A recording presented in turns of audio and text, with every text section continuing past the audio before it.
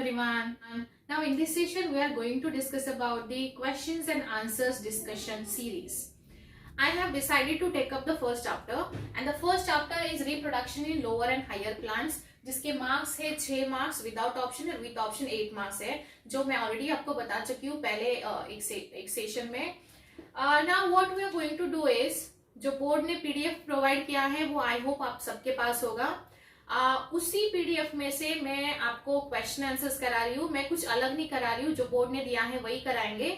But मैं question answers कराते कराते आपको कुछ याद रख पाओगे ऐसे. I try to give you some tips. मैं कुछ टिप्स या ट्रिक्स देने की कोशिश करूंगी जिससे आपकी लाइफ थोड़ी इजी हो सकती है इन टर्म्स ऑफ बोर्ड प्रिपरेशन.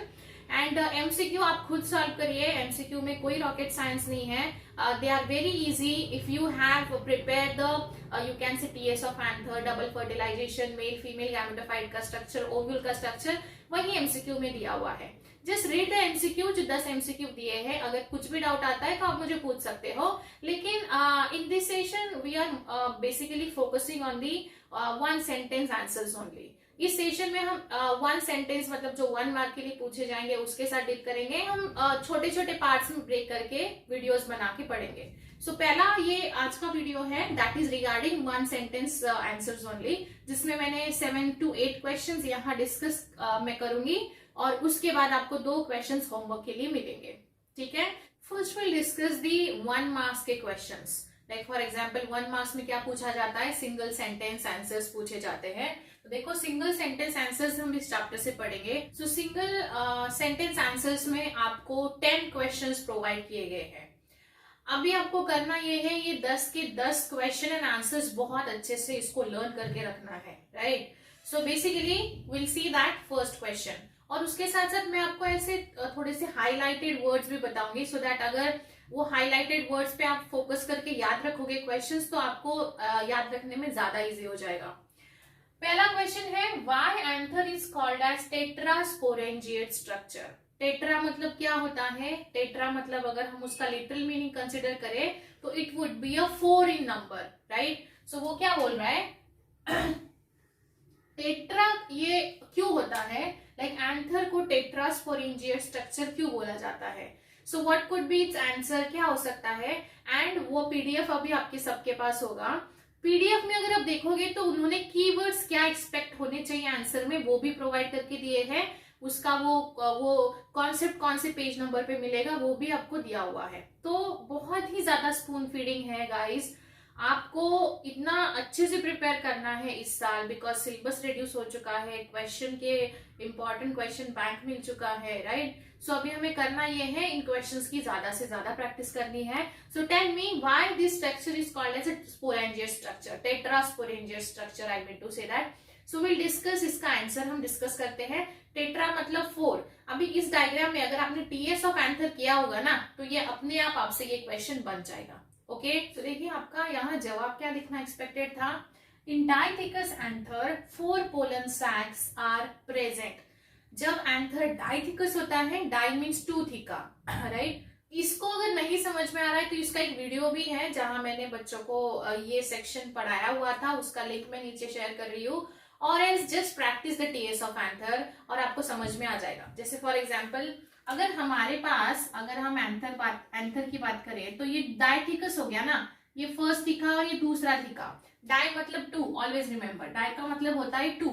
ठीक है. तो ये डाइथिकस हो गया. डाइथिकस में 4 पोलन सैक्स होना एक्सपेक्टेड है. तो 4 पोलन सैक्स मतलब अगर आप इसको ऐसा कट करते हो, ट्रांसवर्सली कट करते हो तो वी आर गेटिंग एक्चुअली हमको क्या मिलता है, ऐसा स्ट्रक्चर मिलेगा बिकॉज हमने इसको ऐसा कट किया है और इसके अंदर देयर आर 4 पोलन सैक्स. ये सैक है ना, जैसे हम लेके जाते हैं ना हमारे सैक बैग में सब कुछ जो भी हमें चाहिए कॉलेज स्कूल में जाने के लिए मटेरियल, तो ये पोलन सैक्स है और इसमें पोलन ग्रेन बनने वाले हैं.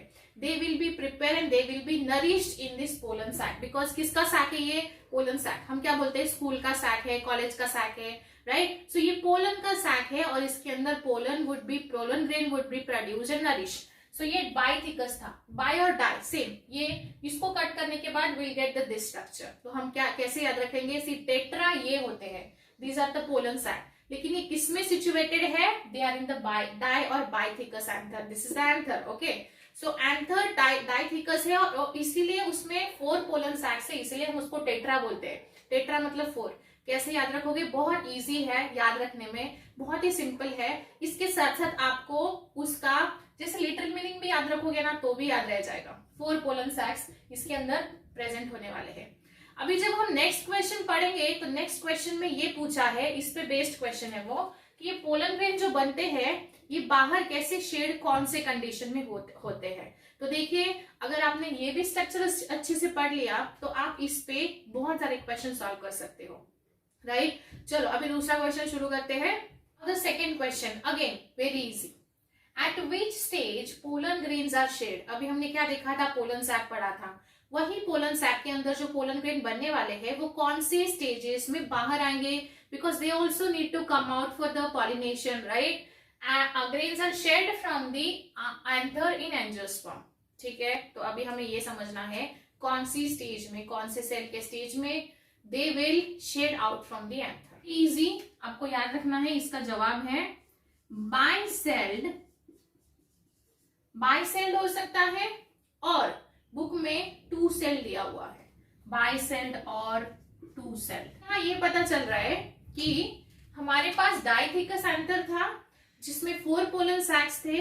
पोलन सैक्स ने पोलन ग्रेन्स को प्रिपेयर किया और पोलन ग्रेन्स को प्रिपेयर करने के बाद पोलन ग्रेन्स बाहर निकले फॉर द पॉलिनेशन। पॉलिनेशन के लिए वो बाहर निकलते हैं तो वो 2 सेल स्टेज में बाहर निकलते हैं। समझ में आया? देखिए, इतना लिखने से भी आपको 1 मार्क मिलेगा। ज्यादा डिफिकल्ट नहीं है, टेंशन मत लीजिए। बस चीजों को समझ के जो बचा हुआ लास्ट का टाइम है उसको अच्छे से यूटिलाइज करके बोर्ड में अच्छे मार्क्स लेके आइए। बाई सेल स्टेज और 2 सेल। बाई मतलब 2, डाई मतलब 2 मतलब 2, राइट। कितना इजी है, राइट। चलो ये मेरे साथ साथ आपको भी लर्न करके एक नोटबुक में लिख लीजिए so that you have to keep revising it and उसके बाद maybe we can conduct a test on it, तो आपको अच्छे मार्क्स आने चाहिए, ठीक है। चलो तीसरा क्वेश्चन पढ़ते हैं। The third question is very easy again. It is from the ovule का स्ट्रक्चर, जो कि मैंने भी इंपॉर्टेंट क्वेश्चन में दिया हुआ था। जैसे यहाँ टीएस ऑफ एंथर पढ़ के आप ये दो क्वेश्चन सॉल्व कर सकते थे, वैसे अगर आपने है ना वो जो ओव्यूल का स्ट्रक्चर दिया हुआ है आपके बुक में, वो स्ट्रक्चर लर्न करके भी उसमें से छोटे छोटे क्वेश्चंस आप सॉल्व कर सकते हो। जैसे what is hilum with respect to ovule? अभी हाइलम मतलब क्या है, इसका जवाब क्या होना चाहिए मैं आपको समझा देती हूँ। इसका जवाब बहुत इजी है। क्या है? Place of attachment of funiculus. Funiculus भी एक रहता है पार्ट ओव्यूल में, with the main body of the ovule. Ovule का मेन बॉडी एंड फ्यूनिकुलस का अटैचमेंट जो एस्टैब्लिश करता है which is the hilum, is called hilum. जैसे अगर किसी ने वो ओव्यूल का प्रैक्टिस किया होगा तो बहुत ही इजी सा क्वेश्चन था, बस एक छोटे से पार्ट पे क्वेश्चन है जो कि आउटर साइड और कनेक्शन एस्टैब्लिश करने के लिए होता है। सो अगेन मैं वापस बोल रही हूँ, अगर वो वीडियो जाके देखोगे तो उसमें भी मैंने यही बोला था कि diagrams are very important from this one. ये चैप्टर से डायग्राम बहुत इंपॉर्टेंट है। सो उसमें उस टाइम भी मैंने स्ट्रक्चर ऑफ ओव्यूल इंपॉर्टेंस दिया था। तो हमें अभी ये पता चल रहा है कि बोर्ड के क्वेश्चन मिलने के बाद ये इंपॉर्टेंट है, तो हम ओव्यूल का डायग्राम को भी प्रैक्टिस करेंगे।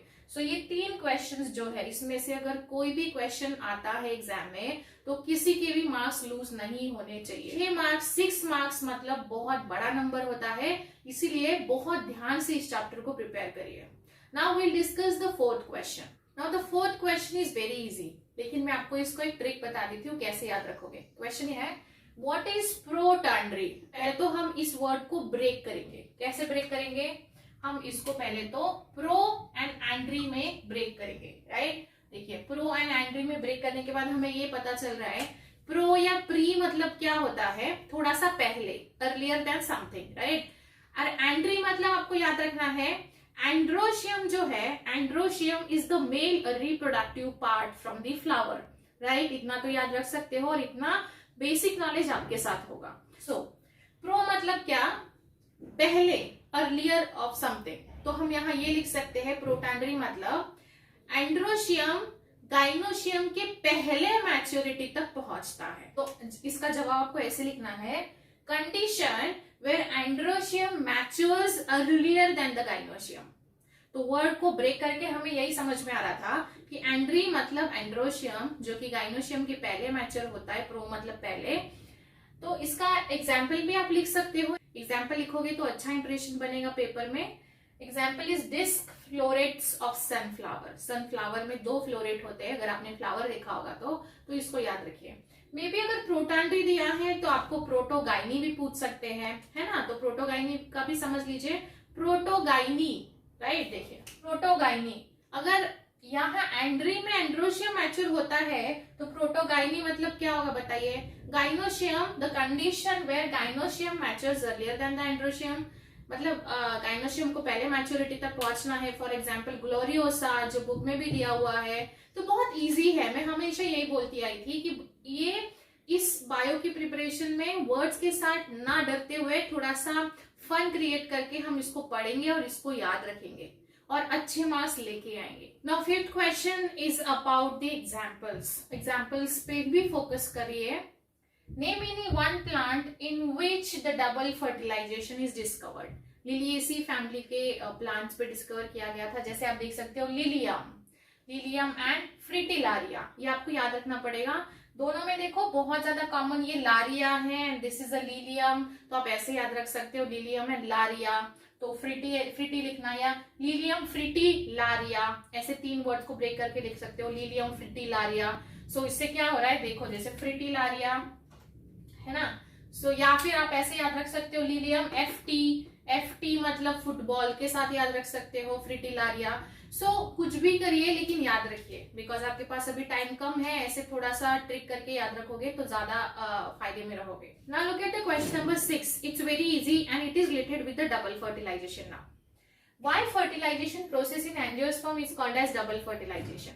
डबल मतलब जैसे डबल का मतलब होता है ट्वाइस, 2 बार फर्टिलाइजेशन अगर होता है तो अभी यहाँ सोचने वाली बात है, 2 बार फर्टिलाइजेशन हो रहा है, डबल हो रहा है, मीन टू से दैट, तो वहां 2 मेल गैमेट्स होना बहुत जरूरी है। ओवा तो एक ही रहने वाला है, ओवा हमेशा एक ही रहता है, always remember in most of the cases. लेकिन हम यहाँ ये अंडरस्टैंड कर सकते हैं कि मेल गैमेट्स 2 होने चाहिए, because 2 male gametes would participate in this process, that is why it is considered as a double fertilization। हाँ याद रखना है, डबल का मतलब ट्वाइस होता है और 2 ही मेल गैमेट यूज करने हैं। तो कितना सिंपल था, both male gametes are used और both male gametes are participated in this process, that is why it is called as double fertilization। Easy था कि नहीं था? बहुत इजी क्वेश्चन था। Now we'll discuss 7th question। Now the next question is in terms of angiospermic plant। Which is the most common type of endosperm?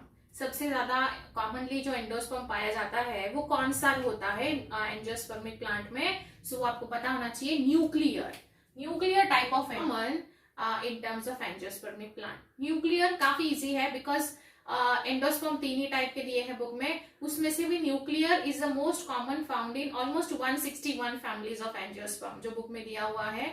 उसके बाद देखो what is the role of suspensors during the development of embryo. तो suspensor cell क्या करती है, जो developing embryo है ना उसको पुश करती है। जैसे देखो the suspensor cell helps in the pushing the embryo, कहाँ? एंडोस्पर्म में। एंडोस्पर्म कौन सा है अभी हमने पढ़ा, अगर ये एंडोस्पर्म होगा तो उसमें पुश करेगी। एंडोस्पर्म में क्यों पुश किया जाता है? Because endosperm is a product of double fertilization, right. And वो जो दूसरा मेल गैमेट है वो जाके पोलर न्यूक्लियाई, सेकेंडरी न्यूक्लियाई के साथ फ्यूज होता है and in that way it becomes a triploid you can say body which is in the form of endosperm. Endosperm में अगर उस एंडोस्पर्म का क्या रोल है? Just to provide the nourishment to developing embryo.